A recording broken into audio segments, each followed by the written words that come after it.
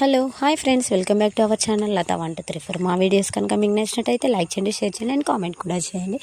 Please do subscribe to our channel Lata 1234. Thank you. Please full video. Afternoon టైంలో నాకు lunch చేద్దామంటే curry లేదండి.